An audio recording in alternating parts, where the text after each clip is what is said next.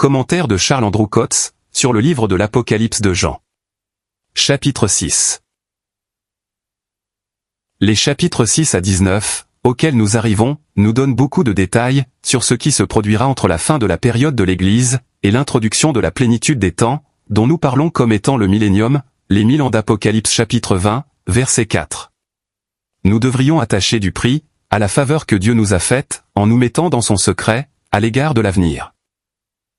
Il l'a fait, dans le but que cette faveur ait un effet sanctifiant, en nous séparant dès maintenant, de tout ce qui va si prochainement tomber sous le jugement divin.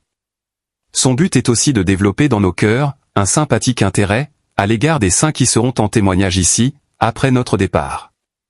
L'œuvre de Dieu qui s'effectuera en eux, et leur fidélité sous une pression extraordinaire, ne peuvent nous laisser indifférents. L'Église sera gardée de l'heure de l'épreuve, qui va venir sur la terre habitée tout entière, pour éprouver ceux qui habitent sur la terre. Apocalypse chapitre 3, verset 10. Nous ne passerons pas par la grande tribulation. Mais nous pourrons avoir à faire face à des difficultés croissantes dans les derniers jours.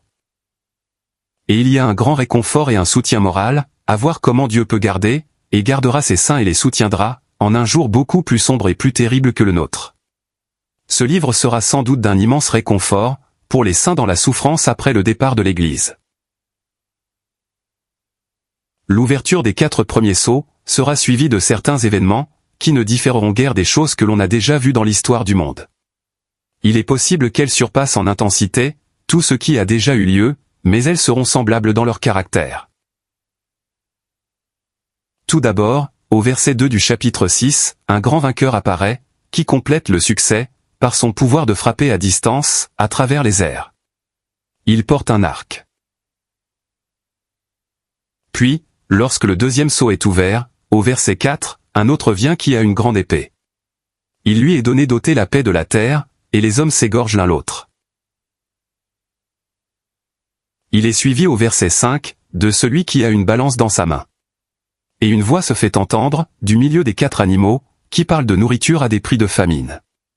Ces paroles, ne nuisent pas à l'huile ni au vin, semblent suggérer que c'est le pauvre qui souffrira le plus, comme c'est toujours le cas, au cours de cette épreuve. Verset 6.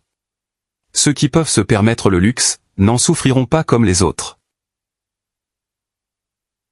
Nous voyons ensuite apparaître au verset 8, lorsque le 4e sceau est ouvert, un cheval livide, et le nom de celui qui est assis dessus est la mort. Il est suivi du Hadès.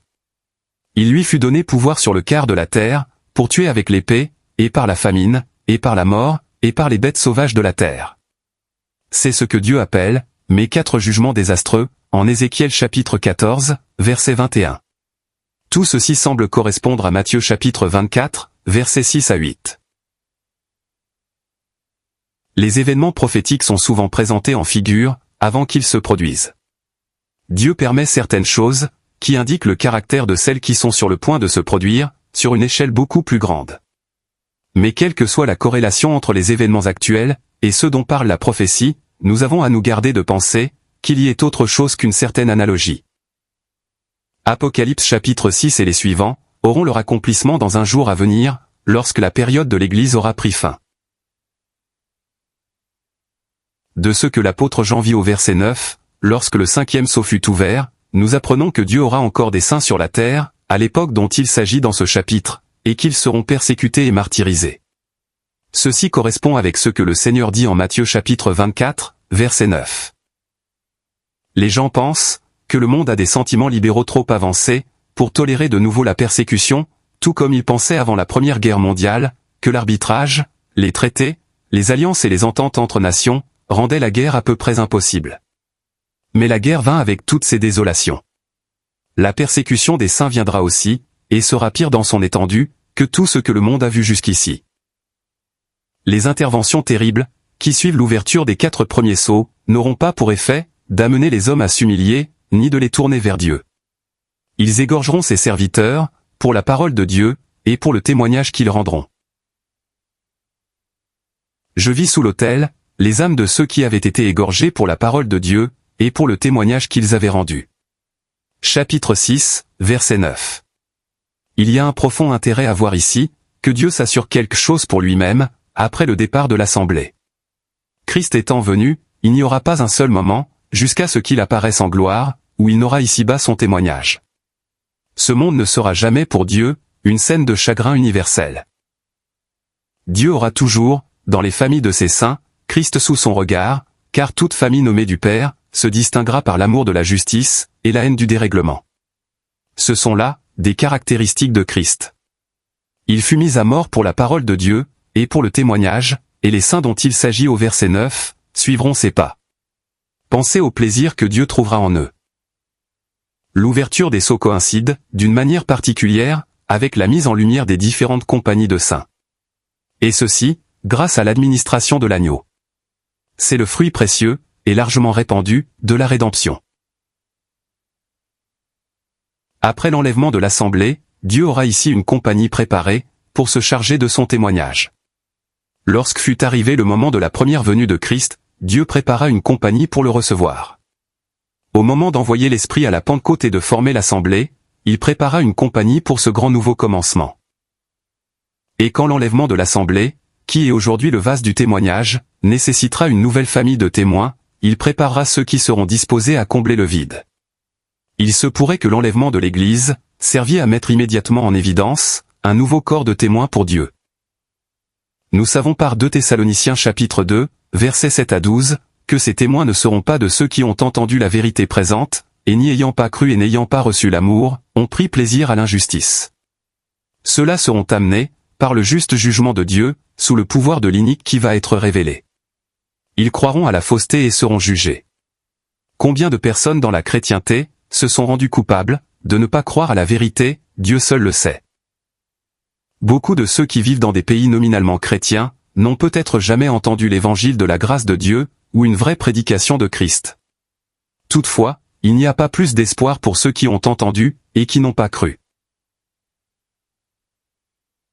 Nous pouvons voir aujourd'hui beaucoup d'erreurs à l'œuvre.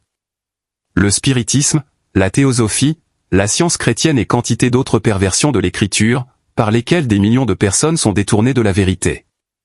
Maintenant aussi, il y a plusieurs antichrists, par quoi nous savons que c'est la dernière heure. 1 Jean chapitre 2, verset 18. Il deviendra de plus en plus difficile, en présence de telles conditions, d'attacher du prix à la parole de Dieu, et de rendre témoignage à Dieu. La première chose qui soit dite, relativement aux saints qui succèdent à l'assemblée en témoignage ici-bas, c'est qu'ils sont une compagnie persécutée et martyrisée. L'apôtre Jean voit leurs âmes sous l'autel.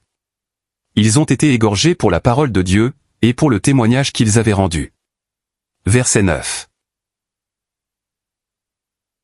Il est à remarquer que ce livre rappelle dans une grande mesure les types du tabernacle ou du temple. Les anciens autour du trône, au chapitre 4, verset 4, paraissent correspondre aux saints des saints. Ceux de la grande foule du chapitre 7, vêtus de longues robes blanches, se tiennent devant le trône de Dieu, et le servent jour et nuit dans son temple. Et celui qui est assis sur le trône dressera sa tente sur eux. Chapitre 7, verset 15. Ceci correspondrait au saint lieu. Ensuite, nous trouvons en Apocalypse chapitre 15, une autre compagnie de vainqueurs, se tenant debout sur la mer de verre, ce qui évidemment, correspond à la cuve dans le parvis du tabernacle. Les âmes de la compagnie, qui sont vues lorsque le 5e sceau est ouvert, sont sous l'autel. Toutefois, tout en remarquant ce trait important de la structure du livre, ayons soin de ne pas envisager ces choses d'une façon matérielle. Par le moyen de ces figures, Dieu nous présente de grandes conceptions morales, et il désire que nous saisissions leur signification spirituelle. Les âmes sous l'autel occupent la place des cendres. Ce qui suggère qu'ils ont été offerts en holocauste. Christ a été trouvé en eux moralement. Ils ont été marqués, par leur identification avec la parole de Dieu, par le témoignage qu'ils ont rendu, et pour cela, ils ont été égorgés. Ils constituent le premier groupe de saints martyrs, après que le témoignage de l'assemblée a pris fin. Mais ils ne seront pas le dernier, car il leur fut dit, qu'ils se reposassent encore un peu de temps, jusqu'à ce que leurs compagnons d'esclavage et leurs frères, qui devaient être mis à mort comme eux, fussent au complet. Chapitre 6, verset 11. Je crois que Dieu désire, que nous soyons intensément intéressés, en ceux qui nous succéderont de si près, afin d'occuper le lieu du témoignage ici-bas. C'est un des principaux intérêts de ce livre, de voir les diverses compagnies de saints qui apparaissent sur la scène. Nous voyons les traits de Christ, et du témoignage de Jésus, maintenus à travers tout, par l'élection et la puissance de Dieu, dans différentes familles de rachetés.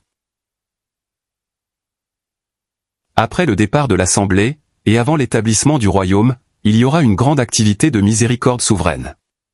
C'est ce que nous voyons très distinctement en Apocalypse chapitre 7. Il ne nous est pas indiqué dans ce livre, comment ces divers groupes de témoins sont appelés, ou par quels moyens Dieu effectue son œuvre en eux. Nous pouvons le trouver, dans une certaine mesure, tout au moins, dans d'autres parties de l'Écriture. Par exemple, il semble d'après Matthieu chapitre 10, versets 6 et 23, qu'un témoignage spécial sera donné aux brebis perdues de la maison d'Israël, et qu'il ne sera complété qu'à la venue du Fils de l'homme. De plus, Matthieu chapitre 24, verset 14 nous enseigne que cet évangile du royaume sera prêché dans la terre habitée tout entière, en témoignage à toutes les nations. Et alors viendra la fin. Ainsi que nous pouvons le voir, en comparant les Écritures, ce témoignage sera rendu dans un tel monde, et au milieu des persécutions, qui ressemble à ce qui est présenté en Apocalypse chapitre 6 à 19. Dans ce livre, nous trouvons le résultat de l'opération divine, plutôt que les moyens employés. Certaines choses ont lieu actuellement, qui ont peut-être en vue la prédication de l'évangile du royaume, dans un jour à venir. Je veux parler surtout des Écritures, qui sont répandues dans presque toutes les langues de la terre. C'est une présentation devant toutes les nations, de quelques lumières touchant Christ. Si l'Assemblée était enlevée aujourd'hui, il y aurait beaucoup de choses que Dieu pourrait utiliser, afin de préparer la voie pour toutes les nations, au témoignage qui suivra. Dieu assurera la continuation de Christ ici-bas, en témoignage à travers tous les temps. La bonne odeur de Christ sera devant Dieu, en ceux qui aiment sa parole, et qui lui rendent témoignage. Mais une inflexible inimitié en résultera, de la part de ceux qui habitent sur la terre, et les saints seront martyrisés. Chapitre 6, verset 10. Les saints seront pour ainsi dire, offerts sur l'autel de Dieu. Non pas comme expiation, mais comme étant ceux qui souffrent jusqu'à la mort, en obéissance et en témoignage. Il y aura dans leur mort, une bonne odeur de sacrifice pour Dieu. Mais en tant qu'il s'agit de l'homme, leur sang réclamera vengeance.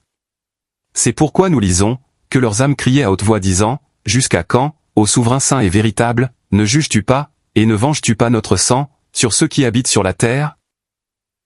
Le contraste entre Apocalypse chapitre 6, et Luc chapitre 23, verset 34, où Jésus demande à son Père de pardonner ceux qui l'ont crucifié, et Actes chapitre 7, verset 60, lors du martyre d'Étienne, indique clairement un changement de dispensation.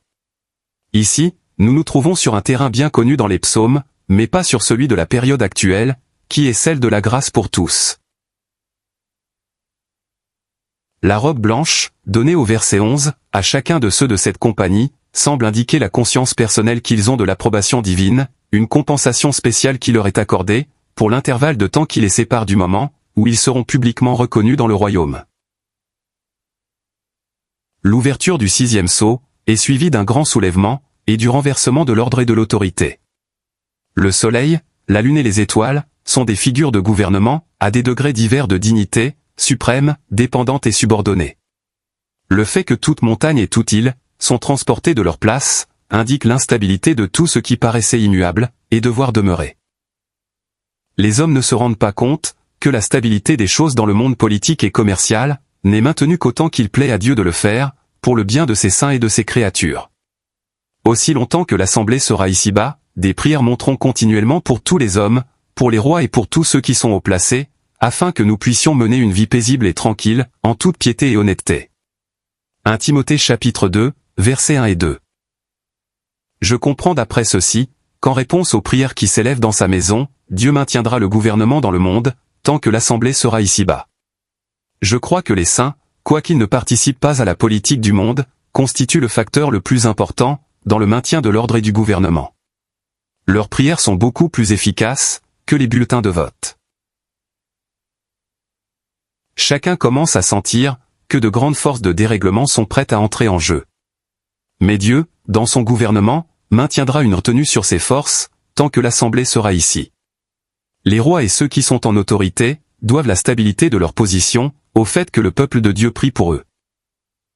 Mais après le départ de l'Assemblée, le gouvernement ne sera plus soutenu divinement, et c'est alors qu'interviendront le terrible désordre et l'anarchie, qui suivent l'ouverture du 6e sceau. Il n'est pas nécessaire que nous allions hors d'Europe, pour comprendre la signification de ces paroles. Le soleil devint noir, comme un sac de poils, et la lune devint tout entière comme du sang. Et les étoiles du ciel tombèrent sur la terre. Chapitre 6, versets 12 à 13. Dieu permet aux événements de projeter leur ombre devant eux, comme un avertissement aux hommes, afin qu'ils prennent garde. Les épreuves infligées à la suite de l'ouverture du 6e sceau auront pour effet de convaincre les hommes que Dieu et l'agneau agissent dans leur colère. Quelle chose solennelle pour la chrétienté, où pendant si longtemps, Dieu s'est fait connaître comme un Dieu sauveur.